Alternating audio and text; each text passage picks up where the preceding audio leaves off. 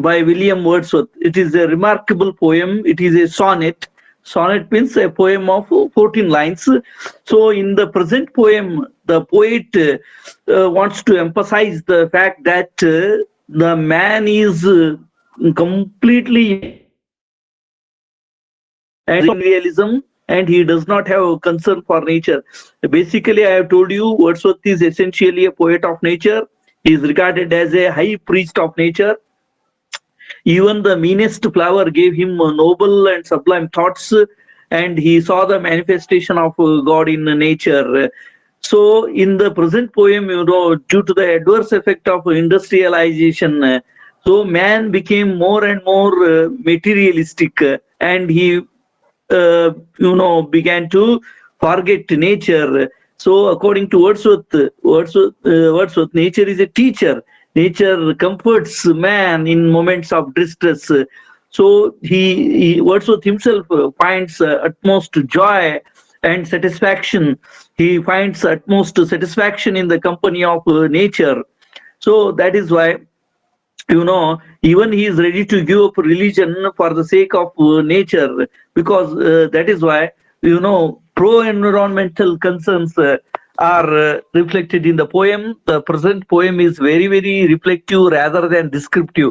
Let me explain line by line of the poem, and I would like to share the screen so that you will follow the line by line explanation of the poem. If you have the textbook, it is there. Nevertheless, okay. Rather than this, I'll take up this one so that it will be very visible for you. Okay. So in the poetry section, the first poem is "The word is too much with us." That means we are totally engrossed and immersed in this materialistic word. And he talks about the materialistic word. So after all, we give importance to the matter rather than matter, so that you study in physics. So let me explain line by line interpretation. I would like to make a line by line interpretation of the poem. The word is too much with us, William Wordsworth. The first line, the word is too much with us. Late and soon, getting and spending, we lay our powers. See the first two line of the poem. The word is too much with us means we are totally immersed, engrossed, and we take much pleasure in this word out of luxury, possessing luxurious items in the man has become more and more greedy. Man has become more and more, consumeristic attitude. That means he wants to possess more and more luxurious items, the things that are, artificial, created by man. Machines, nowadays, you see that how man has become slave of mobile. We all hold mobile and sit hours together without talking to anybody. We are totally engrossed in it. If you have a mobile, you want to have one more mobile, another mobile. So that kind of greediness is there among you, and it has become too much. And if I say, why you study, why you want, why you, are studying or getting education, if I ask you, your answer would be, I want to get a job, sir. I want to I want to earn money. I want to build a house, and all those things. And this has become, common for human beings, and it has become too much these days. And Wordsworth had written this poem in the 19th century. But nowadays, how it has come true, the man has become more and more greedy, and he wants to possess more and more materialistic things, more and more electronic goods and other things, and without concerning for nature. That is important. Man does not have any concern for nature at all. So that is really bad. That is why the poet expresses a kind of concern, care and concern for nature. And in the first line, the word is too much with us. Late and soon. That means sooner or later. Sooner or later. That means no, early or late. What is our intention? Getting and spending. What is our aim? Getting and spending. Getting and spending. Earning and spending. Earning and spending. So our aim is to earn money and spend. Earn money and spend. Even though we do not believe that all the material things are temporary, we want to possess more and more. Getting and spending has become, common tendency among the human beings, and we lay waste our powers. So in the examination, it will be asked for 1 mark. How we lay our powers? How we waste our powers? We waste our powers in getting and spending. You remember these two words: getting and spending, getting and spending. And see the next line: little we see in nature that is ours. We do not believe that nature is ours. We do not believe that so this water is ours, this air is ours. But man, again, out of his greediness, he encroaches and he makes an assault on nature. And without any concern, we must not believe that the all the trees, birds, beasts, and there is what we call biological variety. Okay, that we do not understand, and man's existence is dependent on other creatures also. But what man has done for other creatures? He destroys all other creatures, and he wants to be alone. He wants to crown himself, but that is not possible. Definitely, nature becomes furious. Of course, the Wordsworth has treated nature in its sweet form, but if nature becomes, furious, there won't be any existence for human beings. So that is why little here, the third line, little means no. That means we do not see anything in nature, any essence in nature at all. We do not believe that nature is ours. So nature means all the things that we see around us.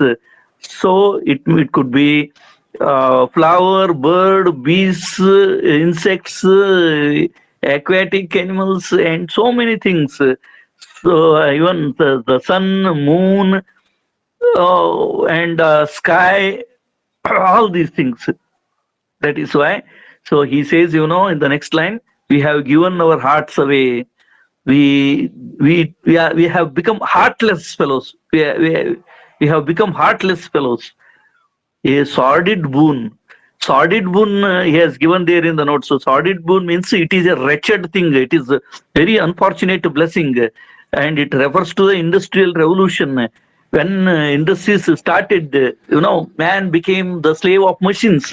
He became the slave of machines, and Wordsworth has a lot of concern. And in the name of progress, society has neglected the surroundings and environment.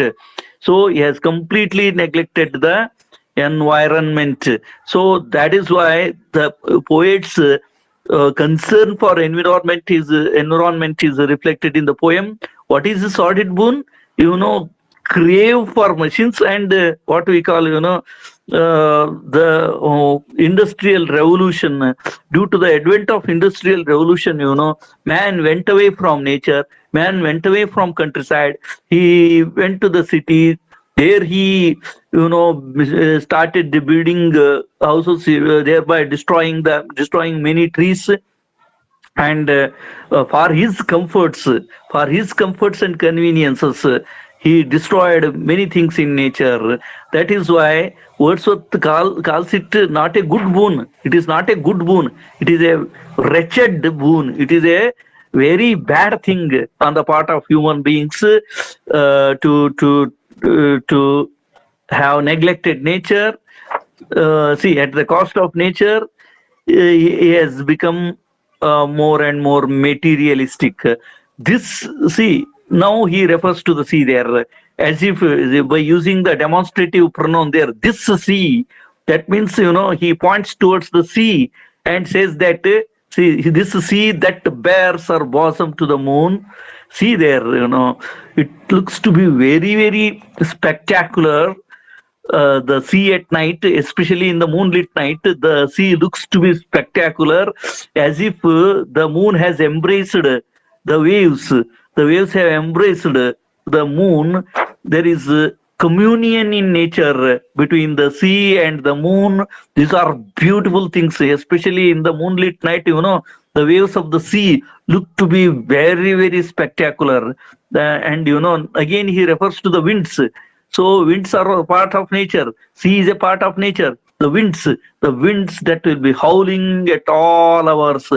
So there is a breeze or wind, and air, water, so many things in nature, birds, beasts, flower, nuts, so many things in nature. So here he refers to the winds that will be howling at all hours. They are also very pleasing for the poet. They give some kind of tingling sensation. They give some, the winds give some sort of tingling sensation, and he finds music in nature, because the winds are howling. They make some sort of sound and are up gathered now like sleeping flowers, and is very much enamored. He is very much attracted by the flowers. In one of his poems, like daffodils, Wordsworth sees the daffodils beside the lake, beneath the trees. They were thousands and thousands. Those flowers, daffodils, they are yellow in color. They are yellow in color, and they are bell-shaped, trumpet-shaped flowers. Wordsworth sees them with his eye, and they are dancing and all those things. Here in this poem also, the poet sees a lot of flowers, and they seem to be sleeping, and they are innumerable. So in that poem, in daffodils, the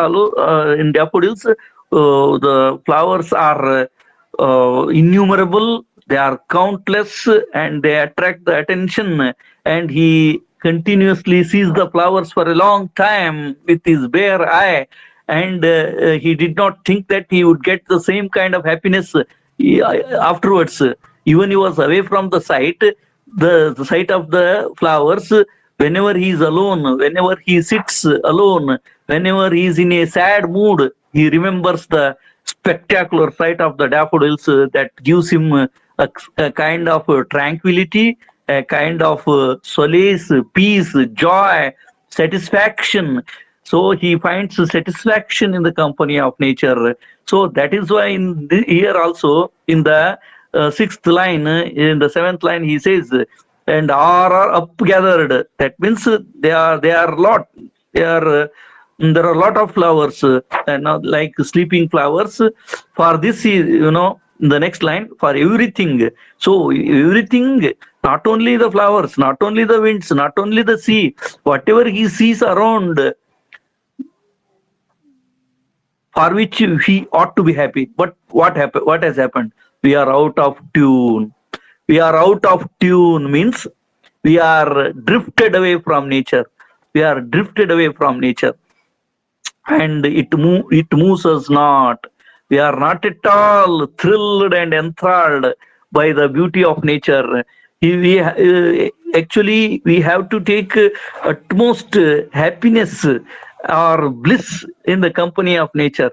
But these things, the flowers, birds, beasts, sea, moon, the sun, the rays of the sun, all these things, do they move us? No, according to the poet. But we are spending a lot of time in counting money, and we are spending a lot of time in using the machines. So that is why in the next line he says, great God, I would rather be a pagan suckled in a creed outworn. That means he wants to be a non-Christian, even if you call him irreligious. Pagan means irreligious. He says Even if you call me irreligious, oh, this fellow Wordsworth is irreligious. Yes, I am ready to be called irreligious. Why, at the cost of nature? You call me a lover of nature rather than a religious person, rather than a religious person. There, what we call, his pantheistic attitude. Pantheism means, one who finds God in each and every aspect of nature. That is his religion. Nature is his religion. Nature is religion for Wordsworth, remember. And that is why he wants to be called a pagan, and called in a creed, outworn religion, outdated religion. You may call me a follower of outdated, obsolete and outdated religion. I am ready to be called so, but not see. But I want to be a great lover of nature. I want to be a great lover of nature. So that is why in the next line, so might I standing on this pleasantly. That is why the poet, sits, stands in front of the sea, in front of the meadow. Lea, Lee means meadow, grassland. He stands in the pleasant atmosphere where he finds lush greenery of the trees everywhere. That greenery, that what we call now kind of uh, lush green, or what we call greenery in the form of meadows, in the form of flowers, birds, beasts. So these things we find in nature. So that is why he takes sort of interest in plants and trees, or any manifestation of nature that he sees around him, and have glimpses that would make me less forlorn. So basically, I have told you, forlorn means lonely. He doesn't want to be lonely. Wordsworth doesn't want to be lonely. He wants to be in the company of nature. Actually, he is lonely because he lost his parents in his childhood, and the only comfort in his life was his sister Dorothy and nature. Two things he liked most in his life. Those are, first is his sister Dorothy, and the next is nature. And he wants to have the glimpse of nature. Thereby, he doesn't feel that he is alone. He is alone. Birds are his friends. Flowers are his friends. Nuts are his friends. All the natural things he sees around are his bosom friends. That is why he wants to have the sight of, he says, in the next line, have the sight of Proteus rising from the sea. Proteus means he is a Greek god. He has given there in the notes, according to Greek mythology, Proteus is a sea god. Proteus is a sea god who could change the shape at will, who possessed the knowledge of what would happen in future. He was a foreseer. Proteus who would tell oracle, and he would tell what would happen in future, and he would change his shapes. And in this line we see that Wordsworth is a lover of God, and God is in the form of, it could be in the form of a stone or anything. So he wants to have the sight of Proteus rising from the sea. So that god coming out from the sea, or here old Triton. Triton is another god. According to Greek mythology, Triton is a sea god who had the body of a man, and the tail of a fish, and carried a trident and shell trumpet. So these two gods he refers, to show that he has great concern for nature, and they are natural gods, the Greek gods, who with wreathed horn and blow in a kind of blow in their hand, gives a lot of satisfaction to the poet. That too, they are rising from the sea. The Proteus rising from the sea, and Triton blowing his horn or trumpet. These things give him a lot of solace, peace, joy, ecstasy. So that is why in the next line, nor heed nor see what things they be. That means, he finds some mysterious thing. So God is not seen, but in the form of nature God is seen to the poet. And but from these create he can forms more real than living man. So nurslings of immortality, he calls it nurslings of immortality. So that means he has the he feels that he has the ability to live forever, and he feels kind of immortality by looking at the natural forms of nature that he sees around him. A very, very significant sonnet. In this small sonnet poem of 14 lines, we again see Wordsworth as a great lover of nature. He is regarded as a high priest of nature, and he is a mystic poet. Mystic, he is a poet of humanity. He is a poet of solitude. He finds a lot of satisfaction being alone. And in the present poem, as I said, it is very, very reflective rather than descriptive. It is not a long poem. It is not a descriptive poem. It is a small poem. But Wordsworth's philosophy of nature is well reflected in the poem, and it is considered as one of the finest sonnets by William Wordsworth. And in this sonnet, again and again, I would like to emphasize the fact that the poet condemns the growing materialism, consumerism, so among the people of his times. But now it has grown much these days, and he makes an appeal to the human beings to turn their eyes to the beauties of nature. The poet was strongly Wordsworth was strongly impressed by the extravagance and parade of London life. He didn't like the city life. He mourned the fact that the you see, in London, man should have made a god of money.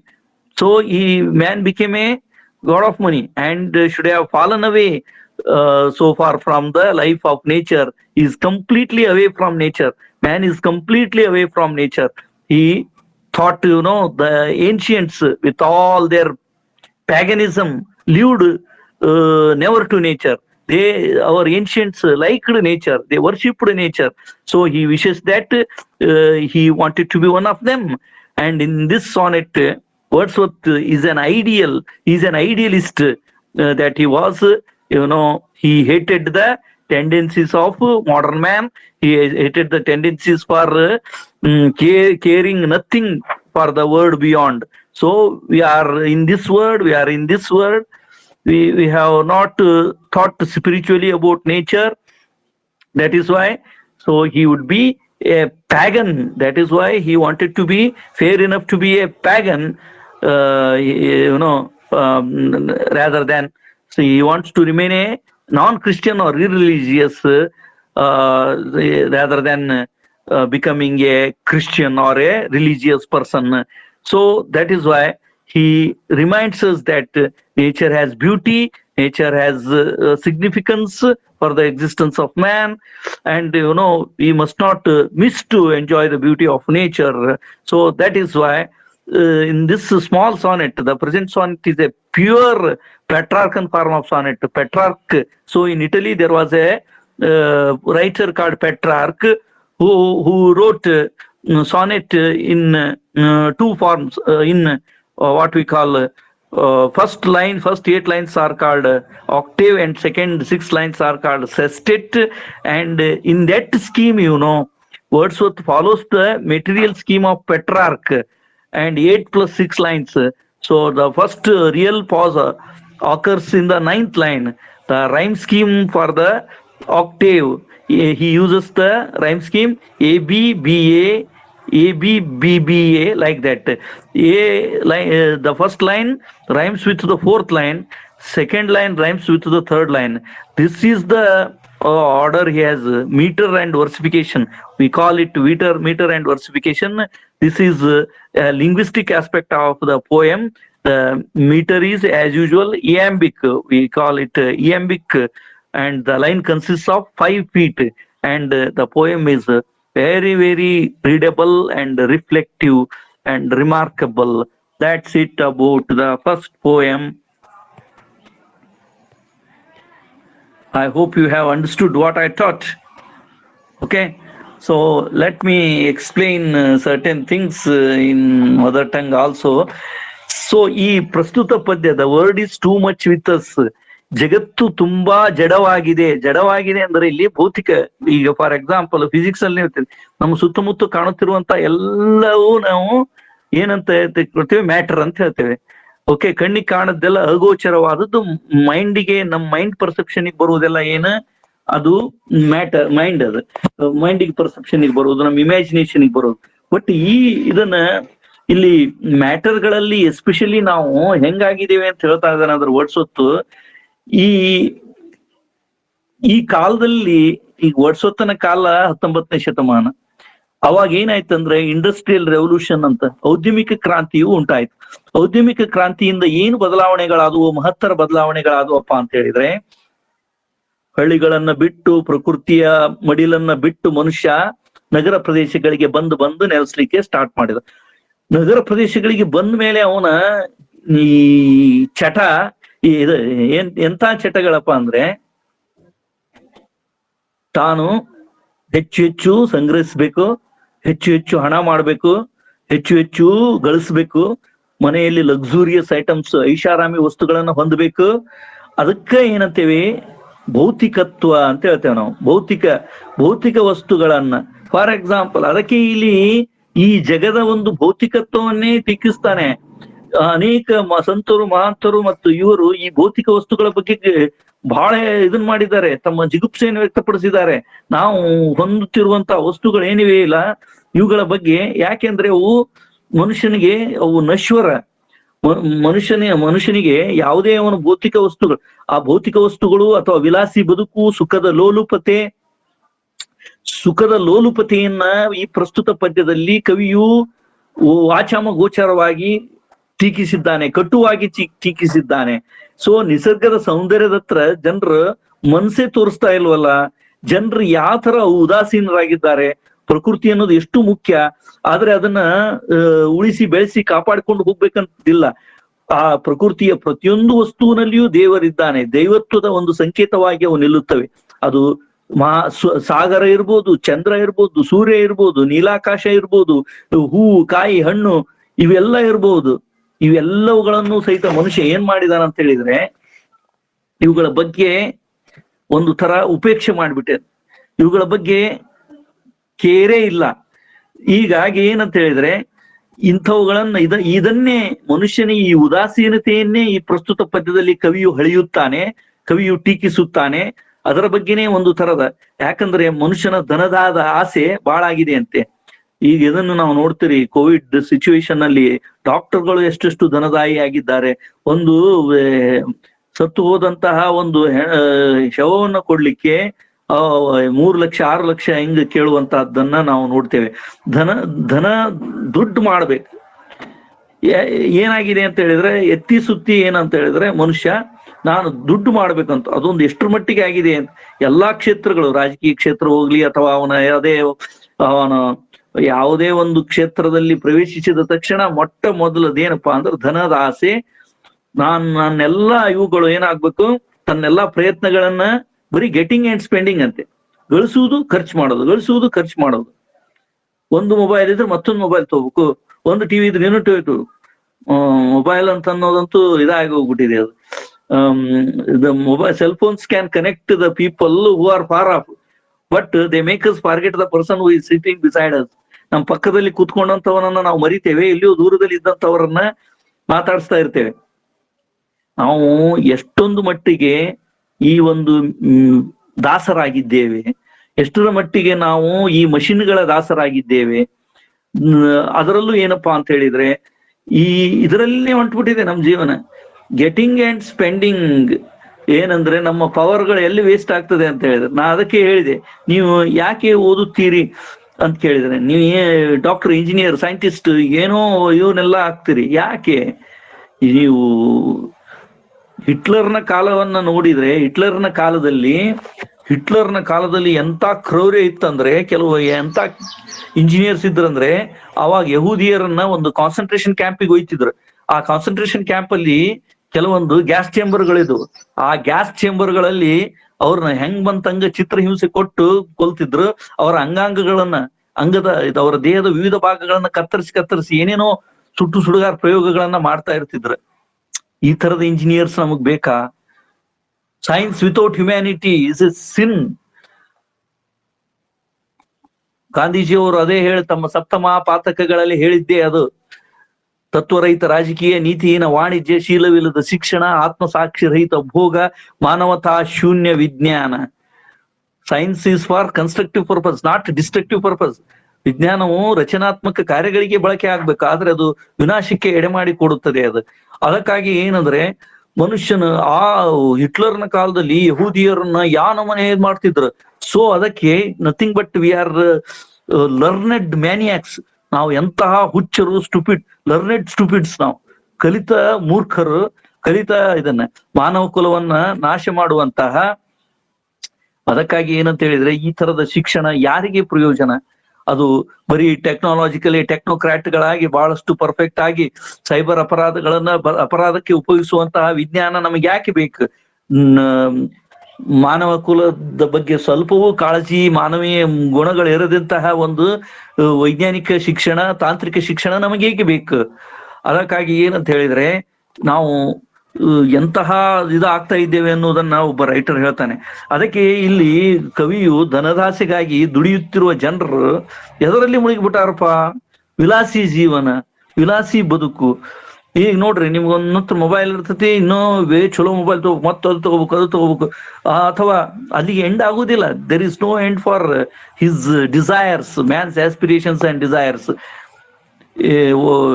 Tagore ಅವರ ಒಂದು ಪದ್ಯದಲ್ಲಿ ಬರ್ತದೆ, ಒಂದು ಮಗು, ಸಣ್ಣದಾದಂತಹ ಒಂದು ಪುಟ್ಟ ಮಗು, ಇನ್ನೂ ತಿಳುವಳಿಕೆ ಬರದೇ ಇರುವಂತಹ ಮಗು, ಅನುಪಯುಕ್ತ ವಸ್ತುಗಳನ್ನು ತೆಗೆದುಕೊಂಡು ಅದರಲ್ಲಿ ನಿರ್ಮಲ ಆನಂದವನ್ನ, ಖುಷಿಯನ್ನ ಪಟ್ಕೊಳ್ತದೆ.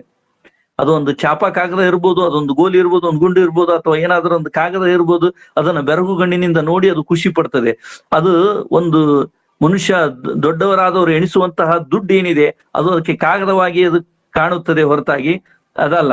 ಆದ್ರೆ ನಾವು ಆಸೆಗಳಿಗೆ ಮಿತಿ ಇದೆಯಾ? ಮನುಷ್ಯನ ಆಸೆಗಳಿಗೆ ಅವನು ಹೆಚ್ಚು ಹೆಚ್ಚು ಪಡಿಬೇಕು, ಮತ್ತಷ್ಟು ಪಡಿಬೇಕು, ಮಗದಷ್ಟು ಪಡಿಬೇಕು ಅಂತ. It is for our need, not for our greed. ಎಲ್ಲವೂ ನಾವು ಬಯಸುವುದೇನಿದೆಯಲ್ಲ, ಆಹಾರ, ಬಟ್ಟೆ, ವಸತಿ, ಇವುಗಳು ಮಿತಿ ಮೀರಿ ಅನುಭವಿಸುವುದೇನಿದೆ ಅವನ್ನು ಪರಮ ಪಾಪ ಅಂತ ಗಾಂಧೀಜಿಯವರು ಹೇಳಿದ್ದಾರೆ. ಹಾಗಾಗಿ ಏನಂತ ಹೇಳಿದ್ರೆ, ಈಗ ವರ್ಡ್ಸ್ವರ್ತನು ಹಾಗೇನೆ ಧನದಾಸೆ ಅನ್ನೋದು ಬಹಳ ಮಿತಿ ಮೀರಿ ಬಿಟ್ಟಿದೆ ಅಂತೆ. ಅದಕ್ಕಾಗಿ ಈಗ ನೋಡ್ರಿ, ನಿಸರ್ಗದ ಸೌಂದರ್ಯದ ಬಗ್ಗೆ ಒಂದ್ ಸ್ವಲ್ಪವೂ ಮನುಷ್ಯನಿಗೆ ಕಾಳಜಿ ಇಲ್ಲ. ಕೇವಲ ಈಗ ಜ್ಞಾನಾರ್ಜನೆಯು ಧನಾರ್ಜನೆಯ ಒಂದು ವೃತ್ತಿಯಲ್ಲಿ ಸದಾ ಇರ್ಬೇಕಂತಂದು ಬಯಸ್ಬಿಟ್ಟಾನೆ. ಆ ಧನಾರ್ಜನೆಯ ಈ ಒಂಥರ ಕುತ್ಸಿತ ವರ, ಇದು ಒಂಥರ ಸಾರ್ಡಿಡ್ ಬೂನ್ ಅಂತೆ, ಏನು ಕೀಳು ಇದು ಇದ್ದಂಗೆ ಅದು. ಇದನ್ನ ಯಾಕಂತ ಹೇಳಿದ್ರೆ, ಇದು ಒಂದು ಹೀನಾಯ ವೃತ್ತಿ. ಮನುಷ್ಯನು ಮತ್ತಷ್ಟು ಅದಕ್ಕಾಗಿ ರಸ್ಕಿನ್ ಬಾಂಡ್ನು ಅದನ್ನು ಪೊಲಿಟಿಕಲ್ ಫಿಲಾಸಫಿ, ಎಕನಾಮಿ ಇದರಲ್ಲೆಲ್ಲ ಹೇಳಿದ, ಬಹಳಷ್ಟು ನಾವು ಹೊಂತ ಇರ್ತೇವೆ, ಇನ್ನೊಬ್ಬನಿಗೆ ಏನು ಇರುವುದಿಲ್ಲ. ನಿಮ್ಮ ಹತ್ರ 2-3 ಮೊಬೈಲ್ ಇರ್ತೇವೆ, ಇನ್ನೊಬ್ಬನ ಹತ್ರ ಇರುವುದಿಲ್ಲ. ನಿಮ್ಮಲ್ಲಿ ಸಾವಿರಾರು ಬಟ್ಟೆಗಳು, ಚುಡಿ, ಮಿಡಿ, ಶರ್ಟ್, ಪ್ಯಾಂಟ್, ಟಿ ಶರ್ಟ್ ಎಲ್ಲ ಇರ್ತವೆ, ಇನ್ನೊಬ್ಬನ ಹತ್ರ ಏನೂ ಇರುವುದಿಲ್ಲ. ಸೊ ಅದಕ್ಕಾಗಿ ಗಾಂಧೀಜಿ ಅಂತವರು ವಾಲಂಟರಿ ಪಾವರ್ಟಿಯನ್ನು ಸ್ವೀಕರಿಸಿದರು. ಈ ಮನುಷ್ಯನಿಗೆ ಅಂಟಿದ ರೋಗ ಇದು, ಬಹಳಷ್ಟು ಗಳಿಸ್ಬೇಕು ಅಂತ ಅನ್ನುವುದು. ಅದನ್ನ ವರ್ಡ್ಸ್ವರ್ತನು ಹೀನಾಯ ಅಂತ ಕರೀತಾನೆ. ಅದೊಂದು ವರ್ಡ್ಸ್ವರ್ತನ ಕಾಲದಲ್ಲಿ ಜನ ಈ ಕೆಲವು ನಿಮಿಷಗಳನ್ನಾದರೂ ಪ್ರಕೃತಿ ಸೌಂದರ್ಯದ ಅಡಿಗೆ 19ನೇ ಶತಮಾನದ ವರ್ಡ್ಸ್ವರ್ತ್ ಹೇಳಿದ್ದು. ಈಗ ಎಷ್ಟು ಅಕ್ಷರಶಃ ಹೆಂಗಾಗಿದ್ದೇವೆ ಅಂದ್ರೆ, ನಾವು ಪ್ರಕೃತಿ, ನಿಸರ್ಗದ ಮಡಿಲಲ್ಲಿ ಹೋಗಿ ಇರ್ಬೇಕು, ಇದು ಮಾಡ್ಬೇಕು ಅಂತ ಇಲ್ಲ. ನಿಸರ್ಗದ ರಮಣೀಯ ದೃಶ್ಯವನ್ನ ನೋಡಿ ಎಂಜಾಯ್ ಮಾಡ್ಬೇಕಂತಿಲ್ಲ. ಭವ್ಯವಾದಂತಹ ಒಂದು ಪ್ರಕೃತಿಯ ಮಡಿಲು, ಅದು ನೀಲಾಕಾಶ ಇರ್ಬೋದು, ಸಮುದ್ರದ ಅಲೆ ಇರ್ಬೋದು, ಅಲ್ಲಿ ಚಂದ್ರನ ಬೆಳಕು ಇರ್ಬೋದು, ಆಕಾಶದಲ್ಲಿ ಎಸ್ಪೆಷಲಿ ಈ ಚಂದ್ರನ ಒಂದು ಬೆಳದಿಂಗಳ ರಾತ್ರಿಯಲ್ಲಿ ಅಲೆಗಳು ಬರ್ತಾ ಇದ್ದಂತಹ ಅತ್ಯಂತ ವಿಹಂಗಮವಾದ ಭವ್ಯವಾದ ದೃಶ್ಯ ಇದ್ದಿದ್ದಿರ್ಬೋದು. ಇವುಗಳನ್ನು ನೋಡಿ ನಾವು ಆನಂದ ಪಡ್ಬೇಕು ಅನ್ನುವಂತಹದ್ದಿಲ್ಲ. ಅದನ್ನೇ ಇಲ್ಲಿ ಆಗ್ರಹಿಸ್ತಾನೆ ವರ್ಡ್ಸ್ವರ್ತ್. ಧನದಾಶೆ, ಐಹಿಕ ಭೋಗ, ಸುಖ ಭೋಗಗಳು, ವಿಲಾಸಿ ಜೀವನ, ಕಾರು, ಬಂಗ್ಲೆ ಅಥವಾ ಮನೆಯೇ ತುಂಬಂತಹ ಮನುಷ್ಯ ನಿರ್ಮಿತವಾದಂತಹ ಕೃತ್ರಿಮ ವಸ್ತುಗಳು, ಇವುಗಳೆಡೆಗೆ ನಾವು ದೃಷ್ಟಿಯನ್ನ ನೆಟ್ಟು ಈ ಅದು ಏನ್ ಹೇಳ್ತಾನೆ, ಇದೊಂದು ಅಯೋಗ್ಯ ಕೆಲಸ ಅಂತ ಹೇಳ್ತಾನೆ ವರ್ಡ್ಸ್ವರ್ತ್. ಅದಕ್ಕಾಗಿ ನೋಡಿ, ನಾವು ಪ್ರಕೃತಿಯ ಕೆಲವೊಂದು ಇವುಗಳನ್ನ ನೋಡಿ ಖುಷಿ ಪಡ್ಬೇಕು. ನಾನು ನಿಮಗೆ ಒಂದು ಸಣ್ಣ ಇನ್ಸಿಡೆಂಟ್ ಅನ್ನ ಹೇಳ್ತೇನೆ. ಒಬ್ಬ IAS ಆಫೀಸರ್ ಇದ್ರಂತೆ. ಅವರು ತನ್ನ ಎಡಿಟೋರಿಯಂ ಕಾಲಮ್ ನಲ್ಲಿ ಬರೆದಿದ್ರು. ಹೀಗೆ ಅವರು ಒಮ್ಮೆ ಇದಕ್ ಹೋದ್ರಂತೆ, ಹಾಗೆ ಸುತ್ತಾಡ್ಕೊಂಡ್ ಬರ್ಬೇಕು ಅಂತ ಒಂದು ಪಿಕ್ನಿಕ್ ಹೋದ್ರಂತೆ. ಪಿಕ್ನಿಕ್ ನಲ್ಲಿ ಪ್ರಕೃತಿಯ ಸೌಂದರ್ಯವನ್ನೆಲ್ಲ ನೋಡಿ ಎಂಜಾಯ್ ಮಾಡಿದ್ರಂತೆ. ಎಂಜಾಯ್ ಮಾಡ್ತಾ ಮಾಡ್ತಾ, hello, am I audible? Some of you are going out. ನಾ ಹೇಳೋದ್ ಕೇಳತ್ತಿಲ್ಲ?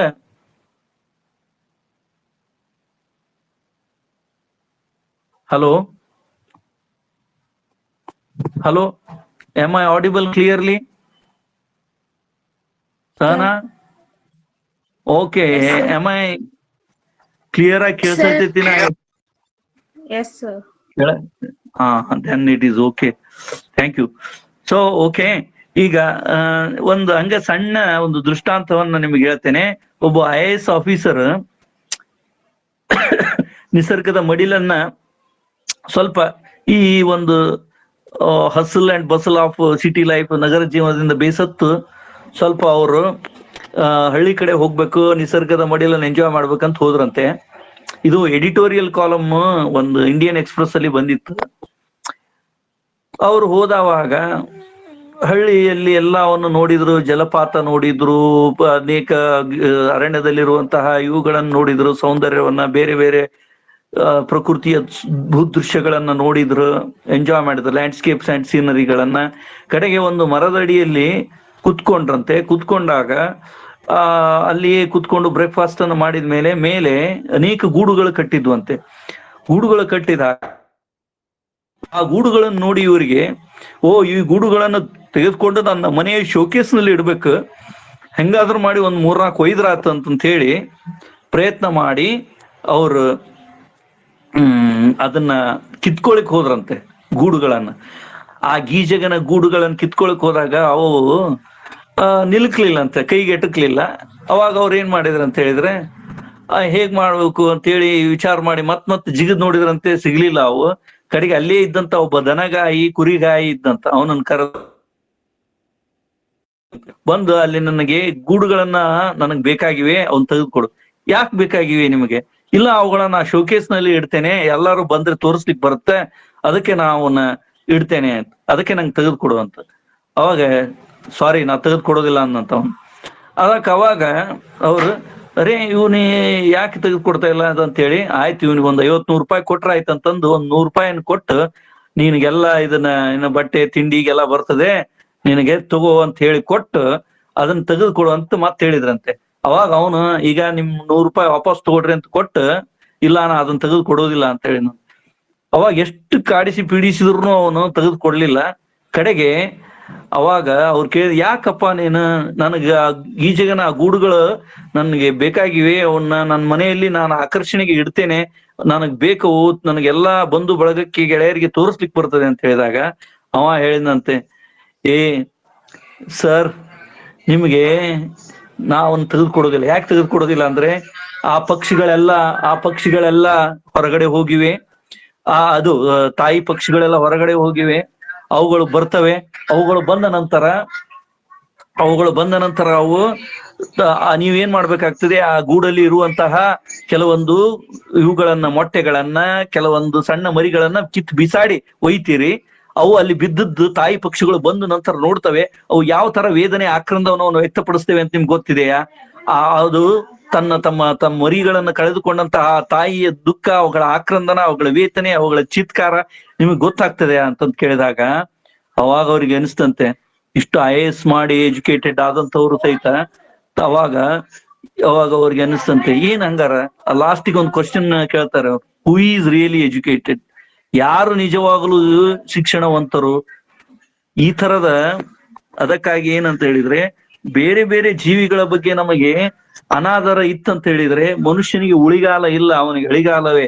ಅದಕ್ಕಾಗಿ ವರ್ಡ್ಸ್ವರ್ತನು ತನ್ನ ಕಾಲದ ಜನರು ಪ್ರಕೃತಿ ಸೌಂದರ್ಯವನ್ನ ಧಿಕ್ಕರಿಸಿ ಬರೀ ಆನಂದ ಸುಖದಲ್ಲಿ ಮೈಮರೆತದ್ದು, ಸುಖ ಭೋಗದ ಬಗ್ಗೆ ಅವರು ಬಹಳಷ್ಟು ತೀವ್ರತರವಾಗಿ ಆಸಕ್ತಿ ವಹಿಸಿದ್ದು.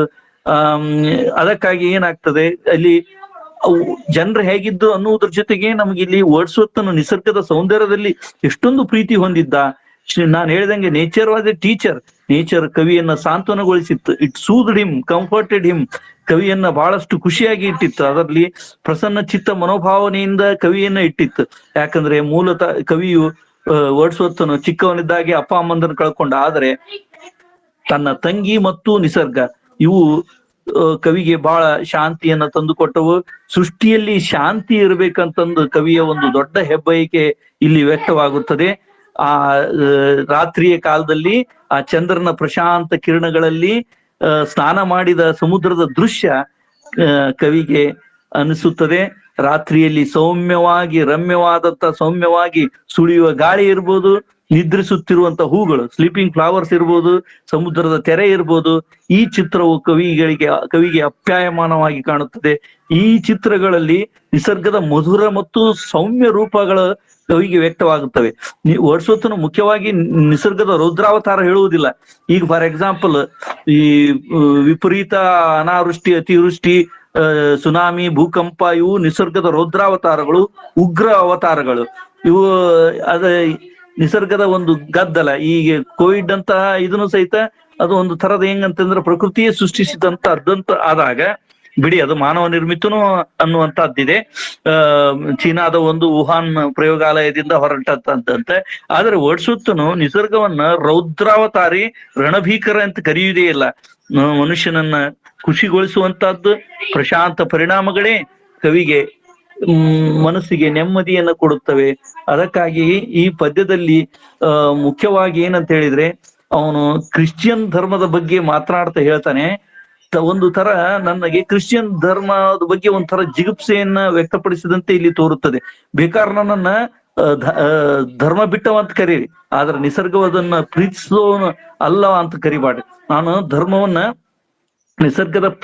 ನಿಸರ್ಗದ ಮೇಲಿನ ಪ್ರೇಮವನ್ನ ಬಲಿ ಕೊಟ್ಟು ನಾ ಧರ್ಮವನ್ನು ಆಚರಿಸುವುದಿಲ್ಲ.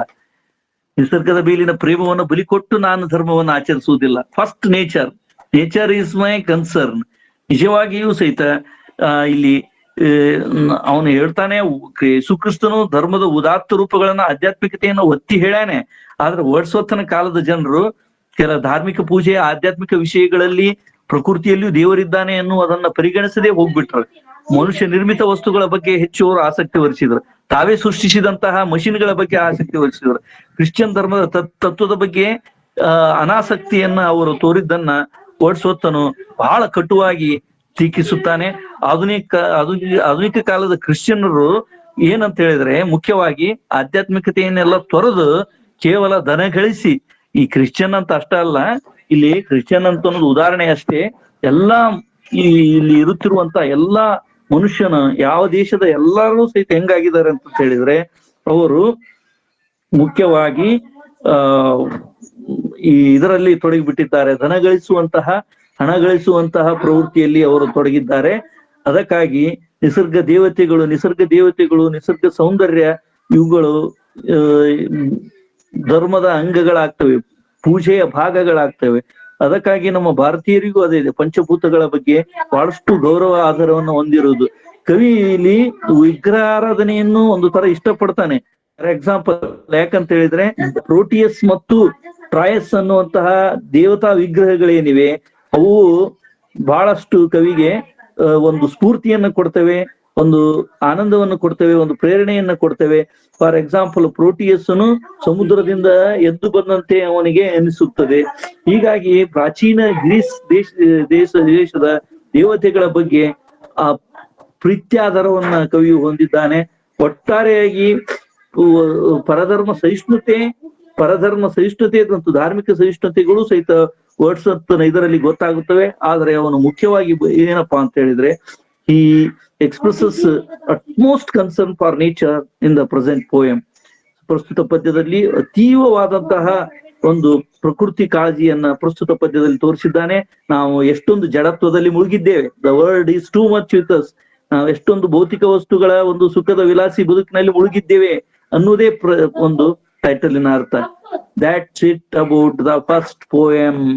ಫಸ್ಟ್ ಪೋಯಮ್ ಮುಗೀತ್ ನೋಡಿ ಇದು. I hope you have understood.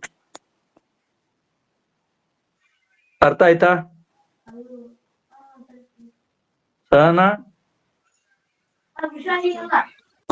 ಅರ್ಥ ಆಯ್ತಾ Yes, sir. ರೇಣುಕಾ? ಅರ್ಥ ಆಯ್ತಾ ಶ್ರೀಲಕ್ಷ್ಮಿ?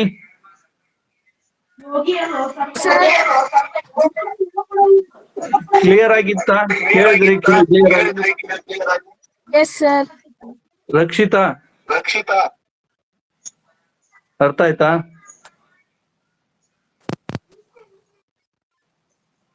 ನೀವು ರೆಸ್ಪಾಂಡ್ ಮಾಡ್ಬೇಕು ಕರೆಕ್ಟ್ ಆಗಿ. ಸುಕನ್ಯಾ? ಅನ್ನಪೂರ್ಣ ಅರ್ಥ ಆಯ್ತಾ? Yes, sir. First poem. Asha ಅರ್ಥ ಆಯ್ತಾ? Yes, sir. Okay. So let me wind up today. We'll continue in the next class. First poem is over. First poem complete ಆಯ್ತು ನೋಡ್ರಿ ಇದಕ್ಕೆ. ಮುಂದಿನ ಪೀರಿಯಡ್ ಅಲ್ಲಿ ನೆಕ್ಸ್ಟ್ ನಾವು ಕಂಟಿನ್ಯೂ ಮಾಡೋಣ. ಓಕೆ, ನಾವು ವೈಂಡ್ ಅಪ್ ಮಾಡ್ತೇವೆ ನೋಡಿ. Okay, sir.